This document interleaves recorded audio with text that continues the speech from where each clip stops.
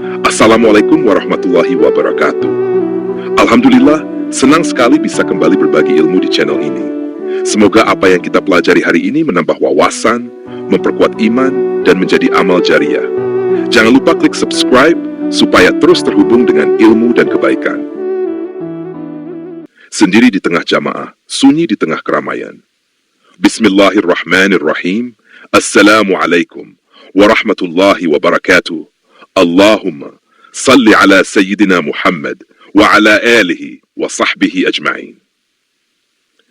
Pengantar saudaraku, betapa banyak orang yang hadir di masjid, namun hakikatnya mereka tidak benar-benar hadir. Mereka datang tetapi sendirian. Mereka salat berjamaah, tapi sejatinya mereka terasing. Mereka berada di belakang imam, tetapi ruhnya tidak menyatu dengan barisan. Fenomena itu tergambar jelas pada seseorang yang salat sendirian, padahal syaf di depannya masih terbuka, masih bisa ditempati. Sebuah sikap yang nampak sederhana, tetapi dalam pandangan syariat, para ulama bahkan dalam timbangan ukhrawi, ia menyimpan hikmah besar, teguran keras, dan pelajaran mendalam. Landasan Al-Quran.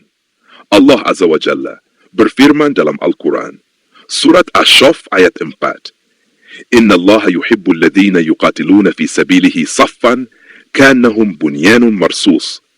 Sesungguhnya Allah mencintai orang-orang yang berperang di jalannya dalam barisan yang teratur, seakan-akan mereka seperti bangunan yang kokoh. Jika dalam jihad saja Allah menekankan pentingnya barisan, maka dalam salat jihad terbesar melawan hawa nafsu, lebih layaklah kita menjaga barisan dengan rapat, lurus, dan penuh kebersamaan. Landasan hadis Rasulullah Shallallahu Alaihi Wasallam bersabda dalam hadis diriwayatkan oleh Imam Bukhari dan Imam Muslim, Sawwa sufufakum, fa inna taswiyat as-saffi min tamamis salah. Luruskanlah syaf-syaf kalian, karena melurus syaf termasuk bagian dari kesempurnaan salat. Dalam riwayat lain disebutkan, la tusawwuna sufufakum aw liyukhalifanna Allahu baina wujuhikum. Sungguh kalian harus meluruskan syaf-syaf kalian, atau Allah akan membuat wajah-wajah kalian saling berselisih. Pandangan ulama mazhab, Imam Syafi'i menegaskan bahwa berdiri sendirian di belakang syaf tanpa uzur adalah makruh, bahkan bisa membatalkan salat jika disengaja dan tidak ada uzur. Imam Malik memandang salatnya sah, tetapi ia berdosa karena meninggalkan sunnah muakkadah, yaitu merapatkan syaf. Imam Abu Hanifah cenderung membolehkan tetapi tetap memandangnya kurang sempurna. Imam Ahmad bin Hanbal lebih keras. Ia berpendapat salat orang yang berdiri sendirian di belakang syaf tidak sah jika masih ada ruang di depan. Pandangan ulama dunia dan kontemporer, Ibnu Taimiyah menyebutkan bahwa sunnah Rasulullah Shallallahu Alaihi Wasallam adalah menjaga kerapatan syaf. Meninggalkannya berarti mengurangi keberkahan jamaah. Gus Baha sering menekankan, salat berjamaah bukan sekadar gerakan bersama, tapi pendidikan sosial. Orang yang memilih sendirian padahal bisa maju, sedang menolak dididik oleh jamaah. Ustadz Adi Hidayat menjelaskan, syaf adalah simbol ukhuwah. Orang yang salat sendirian ketika ada ruang kosong berarti merusak simbol kebersamaan. Ustadz Abdul Somad mengatakan, jangan jadi munafik barisan, hadir di masjid tapi menolak bergabung dengan jamaah. Dasat Latif memberi sindiran, orang seperti ini ibarat datang pesta makan, tapi duduk di pojok sendirian, menolak ikut dalam kebersamaan bersama. Quraish Shihab menafsirkan, syaf bukan hanya susunan fisik, tetapi kesatuan hati. Jika fisik saja enggan bersatu, bagaimana dengan hati?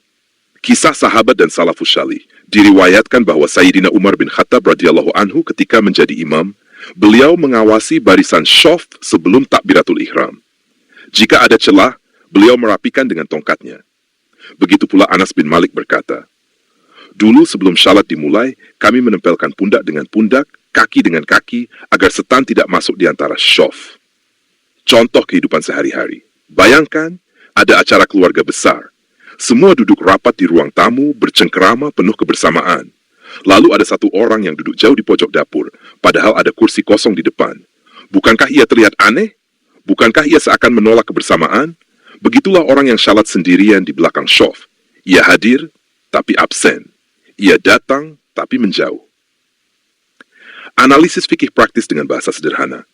Sekarang mari kita bahas secara praktis. Bagaimana kalau kita masuk masjid, imam sudah mulai syalat, dan syaf di depan masih ada ruang? Kalau masih ada waktu untuk maju. Kalau imam baru mulai, dan kita sempat maju, maka segeralah maju untuk mengisi syaf yang kosong. Itu bagian dari menyempurnakan syalat berjamaah.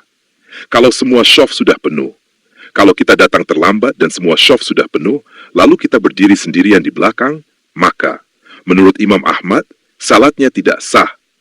Maka sebaiknya menarik satu orang dari depan untuk menemani. Menurut Imam Syafi'i dan Imam Malik, syalat tetap sah tetapi makruh. Menurut Imam Abu Hanifah, syalat tetap sah meski tidak sempurna. Kalau tidak mungkin, maju atau menarik orang.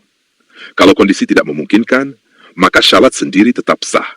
Gus Baha bilang, niat ikut jamaah lebih penting daripada ribut menarik orang. Ustadz Diet, kalau sempat maju sebelum imam ruku, majulah. Kalau tidak, berdirilah dengan niat berjamaah.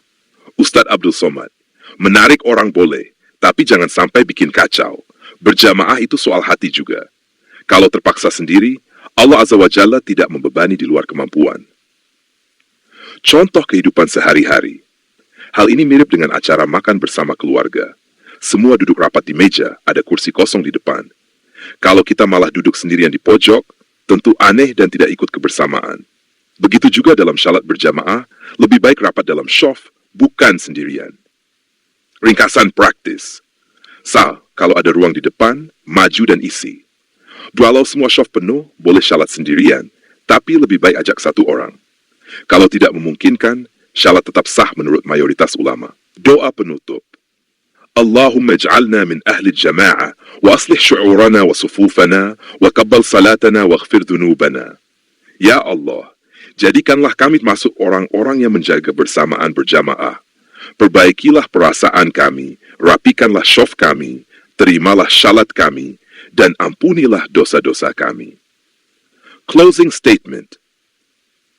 Kesimpulannya, syalat berjamaah bukan sekadar berdiri berbaris, tetapi pendidikan ukhuwah, simbol kesatuan umat, dan tanda cinta Allah Azza wa Jalla.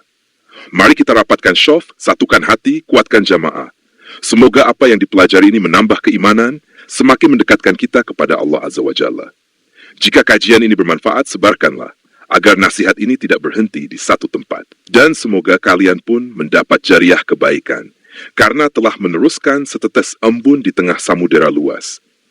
Wassalamualaikum warahmatullahi wabarakatuh.